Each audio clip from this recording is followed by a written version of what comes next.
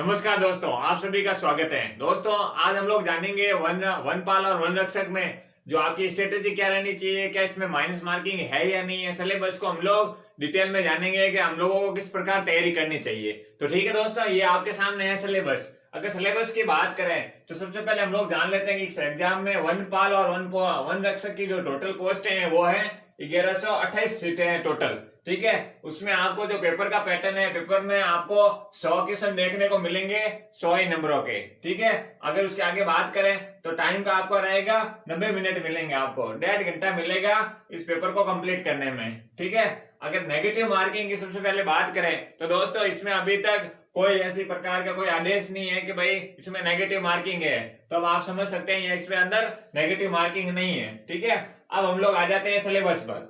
अगर सिलेबस की बात करें तो दोस्तों सिलेबस इसमें सारा इंडिया, राजस्थान और जो भी पोर्शन है कंप्लीट दे रखा है। तो दोस्तों इसमें 50% रोल तो आपका मैथ्स का है।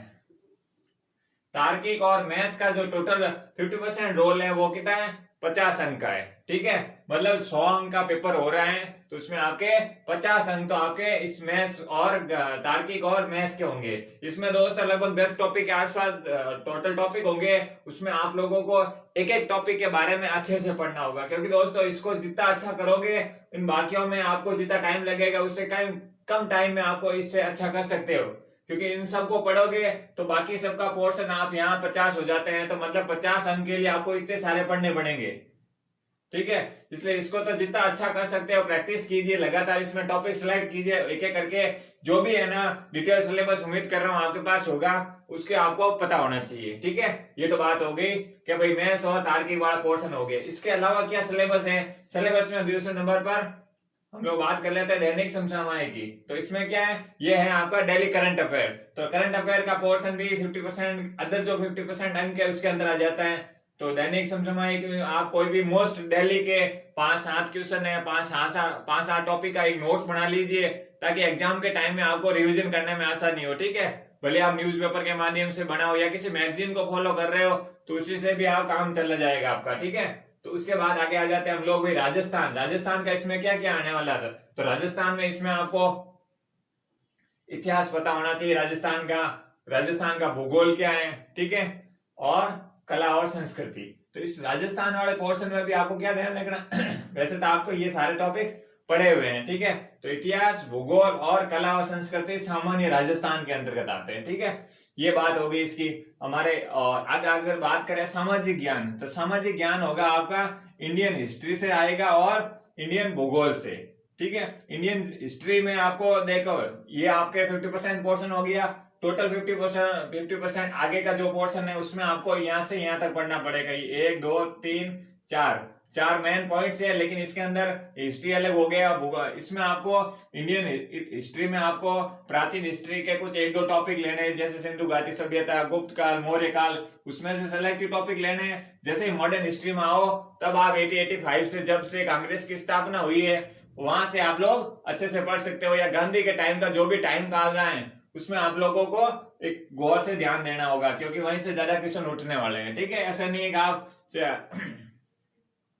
70-65 से या 1857 की क्रांति, नहीं, आपको 80-85 से पकड़ना है ताकि आपको अच्छे से कवर हो जाए। अगर टाइम मिले तब आप पीछे वाला पोर्शन पर जा सकते हैं। ठीक है, रॉबर्ट क्लावी के आसपास का जो टाइम था वहां जा सकते हैं। क्लियर हो गया, ये तो आपको यहाँ समझ में आ गई। और रही बात भूगोल की भूगोल में आप इंडियन ज्योग्राफी का भाग है ये, वर्ल्ड ज्योग्राफी इसमें कहीं है नहीं, इसलिए इंडियन ज्योग्राफी भी अगर आप मेरे द्वारा पढ़ना चाहते हैं तो मेरे लेक्चर सीरीज में प्लेलिस्ट में आपको इंडियन ज्योग्राफी पूरी डिटेल लेवल में मिलेगी, कोई भी कंपटीशन एग्जाम हो। ठीक है, वो आपकी इच्छा है जिसमें आप देखना चाहते हो। उसके बाद बात करें दैनिक विज्ञान के अंदर दोस्तों इसमें 6-7 पॉइंट है। उसमें आप एक एक पॉइंट के बारे में जो आपके दैनिक मतलब डेली दिनचर्या का हिस्सा है, जैसे प्रोटीन है, विटामिन है, और इसके अलावा जो भी डिजीज है, इसके अलावा जो भी टॉपिक्स मिल रहे हैं, अणु परमाणु, छोटी छोटी चीजें हैं, आप उस पर एक एक करके सारा का सारा इसका नोट्स बना लीजिए, या आपके पास उम्मीद कर रहा हूँ नोट्स होंगे, उसमें आप कंटिन्यू तैयारी कर सकते हैं। तो आपका 50% पोर्शन तो यहाँ मैथ से हो रहा है और 50% पोर्शन आपके इस वाले भाग से हो रहा है। ठीक है, ये आपको समझ में आ गया होगा कि आपको लेना कैसे है। अब आपके पास इसका दोस्त अभी इसकी टाइम फिक्स नहीं हुआ है, आगे टाइम आ जाएगी तो मैं आपको, आप है ना एक एक करके पहले इस पर पूरा अच्छे से एक साइड इसको ले लीजिए, दूसरे में इसको एक एक ऐड करते जाइए, इसके साथ इसको कंटिन्यू रखना है। जैसे ये पढ़ो तो ये तो आपको डेली पढ़ना है क्योंकि करंट अफेयर है, आप डेली पढ़ोगे उतना फायदा है, नहीं तो आपके लास्ट टाइम में आप सोचोगे 6-7 महीने एक साथ पढ़ लो दोस्तों, एग्जाम में रिकॉल नहीं होने वाला है। ठीक है, ऐसे आप ट्राई करना ही मत है कि आप सिलेक्शन से ऐसा नहीं पीछे हो जाए। तो आप लोगों को क्या करना है, अगर आप मैथ्स पढ़ रहे हो तो मैथ्स के साथ आप एक सब्जेक्ट और ऐड कर लो ताकि मैथ्स बोरिंग नहीं लगे। इसको कुछ टाइम दो, ये तो आप रोजाना इसका 1 घंटा दे दो आप करंट अफेयर को। इसके अलावा जो टाइम होगा, जैसे इसमें से कोई भी एक टॉपिक उठा लो, जैसे हिस्ट्री पढ़ रहे हो तो हिस्ट्री इसके साथ ऐड कर दो। जैसे हिस्ट्री कंप्लीट, इतिहास हिस्ट्री कंप्लीट हो जाए, आप ज्योग्राफी ले लो, फिर एक एक करके आप एक एक सब्जेक्ट को एडिशनल ले लो, लेकिन इसको भी अच्छे से साथ साथ करना है आपको। ठीक है, क्लियर हो गया? ये आपको उम्मीद कर रहा हूं समझ में आ गया होगा। अब हम लोग आगे आ जाते हैं, भाई इसको और अच्छे से कैसे करें, जब आपके पास कम से कम इसको आप लगभग एक सब्जेक्ट को आप 7-8 दिन दे सकते हो। इतने टॉपिक है दोस्तों, इसको आप कंटिन्यू रखो साथ साथ। ठीक है, और बाकी वाले को 5-6 दिन में कंप्लीट करो, क्योंकि दोस्तों अभी एग्जाम डेट तो फिक्स नहीं हुई, लेकिन आप एक बार इसको अच्छे से पढ़ने के बाद क्या करना है आपको प्रैक्टिस टेस्ट। क्योंकि दोस्तों इन सब का एक ही कंक्लूजन होगा कि जितनी ज्यादा आप प्रैक्टिस करोगे और वो आपके एग्जाम में दिखेगा, बिना प्रैक्टिस के आप लोग सिलेक्शन नहीं हो पाएगा। क्योंकि दोस्तों सवाल का आजकल लेवल पैटर्न और रेगुलर चेंजेस जो आ रहे हैं, तो आपको ओल्ड पेपर तो एनालिसिस करना है, इसके साथ साथ आपको जो प्रैक्टिस टेस्ट आ रहे हैं आपके पास, या किसी कोचिंग के या आपके पास खुद के पास कोई प्रैक्टिस सेट होगा, अभी लेटेस्ट वाले कोई भी प्रैक्टिस सेट लीजिए और एक बार इसको अच्छे से पढ़ लो। 1-1.5 महीने में आप इतना अच्छा कर लो, फिर है ना आप टेस्ट के माध्यम से इसका वापस रिविजन करो, टेस्ट दे दीजिए। टेस्ट में किसी प्रकार की कोई गलती हो रही है तो आप सीधा वापस इस पर आ जाइए। क्लियर हो गया?